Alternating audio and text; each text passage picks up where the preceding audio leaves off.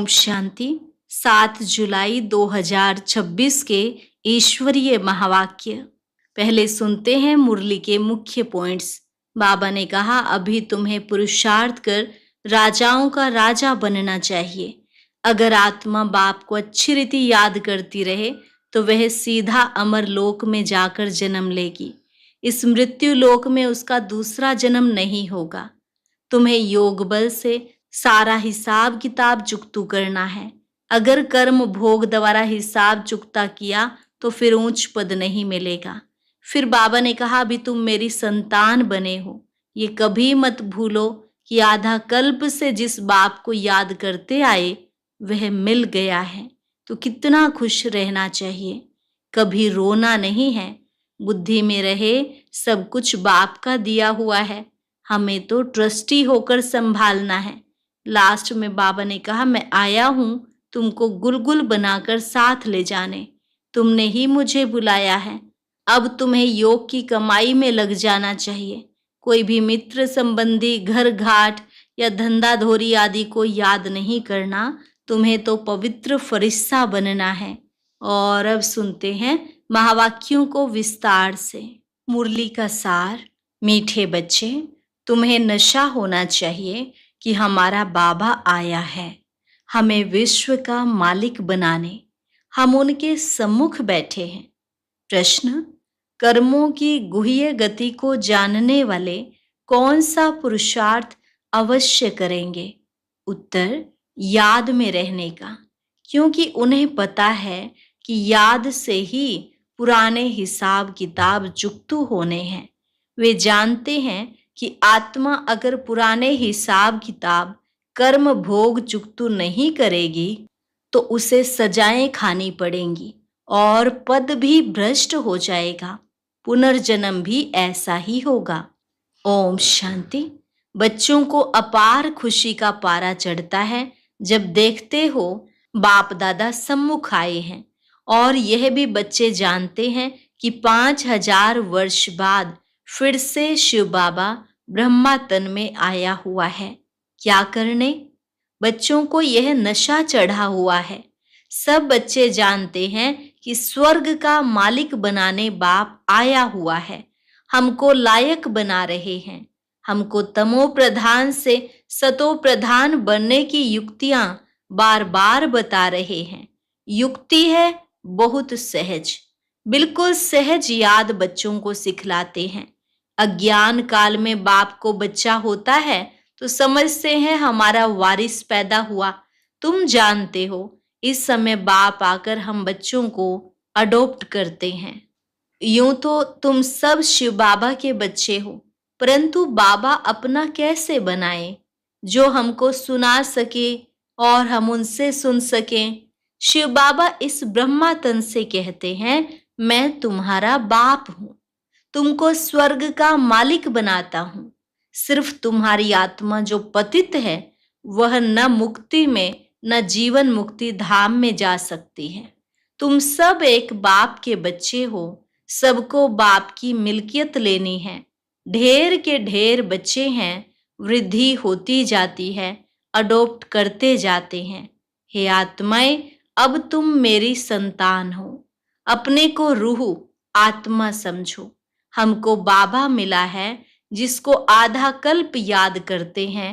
यह कभी भूलो मत। आधा कल्प आत्मा इस शरीर द्वारा याद करती आई है। हे पतित पावन, दुख हरता सुख करता, क्योंकि रावण राज्य है ना। भल जो अभी समझते हैं हम बहुत सुखी हैं, हमको इतने पद्म हैं, इतने मिल्स हैं, कारखाने आदि हैं, यह तो सब अल्पकाल के लिए हैं। अंत में तो बहुत त्राही त्राही करने लग पड़ेंगे। दुख के पहाड़ गिरेंगे। इतनी सारी मिल्कियत सेकंड में खलास हो जाएगी। बाप से तुमको सेकंड में वर्षा मिलता है। कहते हैं तुमको सेकंड में स्वर्ग की बादशाही देता हूं। यह पुरानी दुनिया खत्म हो जाएगी। लड़ाइयां लगेंगी, नेचुरल कैलेमिटीज होगी। सफाई तो चाहिए ना। तुम्हारी आत्मा भी अब पवित्र बन रही है। बाप दादा दोनों समझ सकते हैं बच्चे कितनी मेहनत करते हैं। बाप से वर्षा पाने की मेहनत बिल्कुल थोड़ी देते हैं। अपने को आत्मा समझ बाप को याद करो। वह रूहानी बाप है, निराकार। हम आत्माएं उनको बुलाते हैं ना। बाप कहते हैं तुम्हारी आत्मा जो पतित है वह पावन कैसे बने। पतित पावन तो एक बाप है ना। पानी की नदी पतित पावनी है तो झट से जाए गोता खाकर चले आना चाहिए। गंगा स्नान बहुत करते हैं फिर भी पतित क्यों। रात दिन यही धुन लगाते रहते हैं, पतित पावन सीताराम।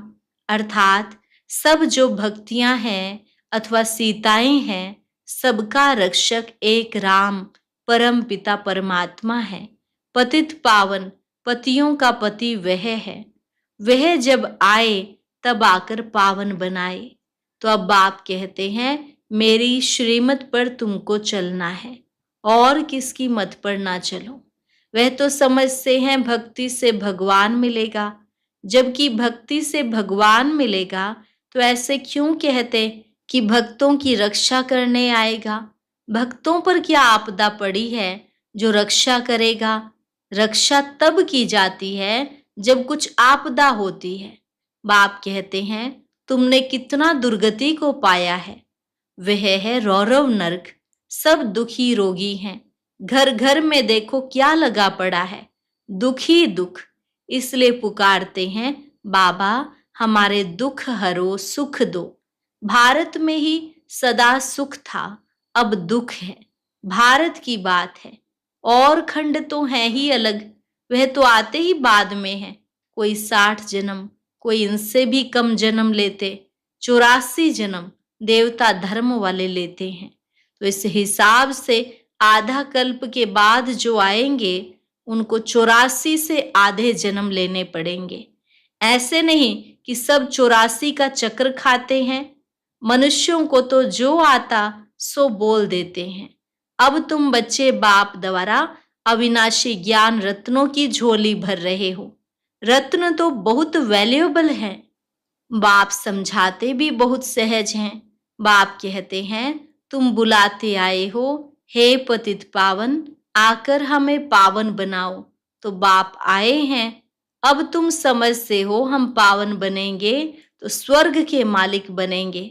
शिव बाबा हमको पत्थर बुद्धि से पारस बुद्धि, पत्थरनाथ से पारसनाथ बनाने आए हैं। भक्ति मार्ग के चित्र सब पत्थरों के बने हुए हैं। पत्थरों से माथा मारते हैं। बाप कहते हैं तुम भल कितने भी मेहनत करो फायदा कुछ नहीं होना है। आगे तो तुम बलि चढ़ते थे फिर भी फायदा क्या हुआ। करके देवी का दीदार होगा फिर जैसे के तैसे। पतित पावन बाप आते हैं एक बार संगम पर। सतयुग में तो भक्ति मार्ग की बातें होती ही नहीं। बाप तो कहते नहीं कि गला काटो यह करो। भक्ति मार्ग में अनेक प्रकार से क्या क्या करते हैं। आगे देवियों पर मनुष्यों की बलि चढ़ाते थे। बाप कहते हैं तुम सुधरेले थे तो देवता थे, अब कितने पत्थर बुद्धि बन पड़े हो। तुमको स्वर्ग की बादशाही दी थी। कितने सोने हीरे ज्वाहरों के महल थे, अथाह धन था, वह क्या किया।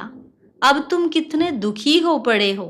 तुम असुल देवी देवता धर्म के थे ना, अब सिर्फ तुम रजो तमो में आए हो। तुम तो देवता धर्म के थे, फिर अपने को हिंदू क्यों कहलाते। और सब धर्म वाले अपने अपने धर्म को ही मानते हैं। धर्म तो एक ही होता है ना। मुसलमानों का मुस्लिम धर्म, क्रिश्चियन का क्रिश्चियन धर्म चला आता है। तुमको क्या हुआ। तुम बहुत सुखी, पवित्र, संपूर्ण निर्विकारी थे, अभी कितने विकारी बन पड़े हो, किसको पता ही नहीं। बरोबर हम संपूर्ण निर्विकारी थे, फिर संपूर्ण विकारी कैसे बने। 84 जन्म लेते सतो से तमो बने, अब बिल्कुल ही तमो प्रधान पतित हैं। सतयुग से कलयुग जरूर आना है। सब धर्मों को सतो रजो तमो में आना ही है, वृद्धि को पाना ही है। तुम भी झाड़ में हो ना। झाड़ में देखो अंत में ब्रह्मा खड़ा है। झाड़ के ऊपर चोटी में ब्रह्मा ही 84 जन्म ले जाकर अंत में खड़ा है। तुम भी जो नीचे ब्राह्मण बैठे हो वही फिर अंत में पतित शूद्र बने हो, फिर नीचे राजयोग सीख रहे हो। तुम भी शूद्र थे, अब ब्राह्मण बने हो। यह बड़ी समझने की बातें हैं। अभी झाड़ में बहुत अच्छी समझानी है। अभी तुम राजयोग की तपस्या कर रहे हो, तुम्हारा ही यादगार खड़ा है, यह चैतन्य देलवाड़ा मंदिर। वह जड़ है, सतयुग में यह नहीं था। इस समय तुम अपना यादगार देखते हो। तुम प्रैक्टिकल में सच्चे सच्चे देलवाड़ा मंदिर में चैतन्य में बैठे हो। स्वर्ग की स्थापना हो रही है, फिर स्वर्ग में आएंगे तो यह मंदिर आदि कुछ होंगे नहीं। यह मम्मा बाबा और हम बच्चे बैठे हैं। हूबहू यह तुम्हारा मंदिर है। नाम ही रखा है मधुबन, चैतन्य दिलवाड़ा मंदिर। फिर जब भक्ति मार्ग शुरू होगा तो फिर यह मंदिर बनाएंगे। बाप ने तुमको बहुत धनवान बनाया था, तो तुम ही फिर उनका मंदिर बनाते हो। शिव का मंदिर एक नहीं बनाते हैं, सब बनाते हैं, यथा योग्य यथा शक्ति। तुम जानते हो हम पूज्य थे, फिर द्वापर में पुजारी बने हैं। शिव बाबा जो इतना साहूकार बनाते हैं, भक्ति में फिर तुम ही उनका मंदिर बनाएंगे। इन बातों को अभी तुम ही जानते हो, तो अब पुरुषार्थ कर फिर राजाओं का राजा बनना चाहिए। सतयुग में कहा जाता है महाराजाएं, त्रेता में कहा जाता है राजा। फिर दुनिया पतित बनती है तो महाराजाएं भी पतित, राजाएं भी पतित होते हैं। वह निर्विकारी महाराजाओं का मंदिर बनाकर पूजते हैं। पहले पहले शिव का मंदिर बनाते हैं, फिर देवताओं का बनाते, खुद ही मंदिर बनाकर पूजते हैं। 84 जन्म तो भोगते हैं ना। आधा कल्प तुम पूज्य, फिर आधा कल्प पुजारी बनते हो। मनुष्य फिर समझते हैं भगवान आप ही पूज्य, आप ही पुजारी है, सब कुछ आप ही देते हैं, आप ही छीन लेते हैं। अच्छा, जबकि उसने दिया और लिया, फिर तुमको क्या चिंता लगती है? तुम तो ट्रस्टी हो गए, फिर रोने की क्या दरकार है? बाप बैठ आत्माओं को समझाते हैं। अब तुम आत्म अभिमानी बनते हो नंबरवार। कोई तो बिल्कुल बाप को याद करते ही नहीं है, देही अभिमानी रहते ही नहीं है। यहाँ कितना समझाया जाता है, अरे तुम आत्मा हो, परमात्मा तुमको पढ़ाते हैं, आत्मा में ही संस्कार रहते हैं, आत्मा ही बैरिस्टर आदि बनती है, आत्मा मजिस्ट्रेट बनती है। कल क्या बनेंगे? अगर आत्मा बाप को अच्छी रीति याद करती रहेगी तो फिर अमर लोक में जाकर जन्म लेगी, मृत्यु लोक में फिर दूसरा जन्म नहीं लेंगे। अगर कुछ हिसाब किताब रहा हुआ होगा तो सजा खानी पड़ेगी, कर्म भोग भोग कर चुकतू करना पड़ेगा, फिर पद ऊंच नहीं मिलेगा। यह कर्मों की गुह्य गति बाप बच्चों को ही बैठ समझाते हैं। यह भी बच्चे जानते हैं सतयुग है सतो प्रधान, हर चीज वहां सतो प्रधान होती है। कहते हैं कृष्ण गौ संभालते थे, राजाएं गौ संभालते हैं क्या? ऐसी बात तो हो नहीं सकती है। यह दिखाते हैं सतयुग में गौएं भी बड़ी फर्स्ट क्लास होती हैं, उनको कामधेनु कहा जाता है। जगदम्बा सरस्वती भी कामधेनु है, 21 जन्म लिए सबकी मनोकामनाएं पूरी करती हैं। तुम भी कामधेनु हो, वही नाम फिर गौ पर रख दिया है, जो बहुत दूध देती है। राजाओं के घर में बड़ी फर्स्ट क्लास गायें होती हैं, जबकि यहाँ भी राजाओं के पास ऐसी अच्छी अच्छी हैं तो स्वर्ग में कैसी सुंदर होंगी। वहाँ कोई बांस बदबू आदि बिल्कुल नहीं होती है। अब बाप बच्चों को कहते हैं कि मैं आया हूँ, तुमको गुलगुल बनाकर साथ ले जाऊंगा। मुझे बुलाते ही हैं पतित पावन आओ, पतित दुनिया पतित शरीर में आओ। यह है पतित, वह है पावन फरिश्ता। भेंट दिखलाते हैं, तुम भी पतित से ऐसा पावन फरिश्ता बनेंगे। सतयुगी देवताओं को डीटी कहते हैं, सूक्ष्म वतनवासी है फरिश्ते। अब तुम फरिश्ते पवित्र बनते हो। बाप कितनी सहज शिक्षा देते हैं। यहाँ जब आते हैं तो कोई भी बाहर वाले मित्र संबंधी, घर घाट धंधा दोरी आदि याद नहीं करना है। बाप के सम्मुख आए हो ना, यहाँ आए ही हो योग की कमाई करने, तो इसमें लग जाना चाहिए। अच्छा, मीठे मीठे सिकिल अधे बच्चों प्रति माता पिता बाप दादा का याद प्यार और गुड मॉर्निंग। रूहानी बाप की रूहानी बच्चों को नमस्ते। रूहानी बच्चों की रूहानी बाप दादा को नमस्ते नमस्ते, गुड मॉर्निंग, शुक्रिया बाबा, शुक्रिया। धारणा के लिए मुख्य सार, सजाओं से मुक्त होने के लिए पुराने सब हिसाब किताब योग बल से चुकतू करने हैं। ट्रस्टी होकर सब कुछ संभालना है, किसी भी बात की चिंता नहीं करनी है, आत्म अभिमानी बनना है। दूसरी पॉइंट, यह कमाई का समय है, इसमें घर घाट धंधा धोरी आदि याद नहीं करना है। फरिश्ता बनने के लिए एक बाप की याद में रहने का पूरा पूरा पुरुषार्थ करना है। वरदान, याद की सर्च लाइट द्वारा वायुमंडल बनाने वाले विजयी रत्न भव। याद की सर्च लाइट द्वारा वायुमंडल बनाने वाले विजयी रत्न भव। सर्विसेबल आत्माओं के मस्तक पर विजय का तिलक लगा हुआ है ही, लेकिन जिस स्थान की सर्विस करनी है उस स्थान पर पहले से ही सर्च लाइट की रोशनी डालनी चाहिए।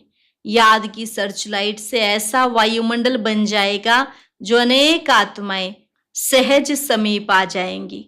फिर कम समय में सफलता 1000 गुना होगी। इसके लिए दृढ़ संकल्प करो कि हम विजयी रत्न हैं, तो हर कर्म में विजय समाई हुई है। स्लोगन, जो सेवा स्वयं को व दूसरे को डिस्टर्ब करे वो सेवा सेवा नहीं, बोझ है। जो सेवा स्वयं को व दूसरे को डिस्टर्ब करे वो सेवा सेवा नहीं, बोझ है। अव्यक्त इशारे, ज्वाला स्वरूप स्थिति में रह शक्तिशाली याद का अनुभव करो। ज्वाला रूप बनने के लिए यही धुन सदा रहे कि अब वापस घर जाना है अर्थात उपराम। जब अपने निराकारी घर जाना है तो वैसा अपना वेश बनाना है, तो जाना है और सबको वापस ले जाना है। इस स्मृति से स्वतः ही सर्व संबंध सर्व प्रकृति की आकर्षण से उपराम अर्थात साक्षी बन जाएंगे। साक्षी बनने से सहज ही बाप के साथी व बाप समान बन जाएंगे। अच्छा, आज का अव्यक्त ज्ञान मोती सुनने के लिए ऊपर दिए गए बॉक्स पर क्लिक करें।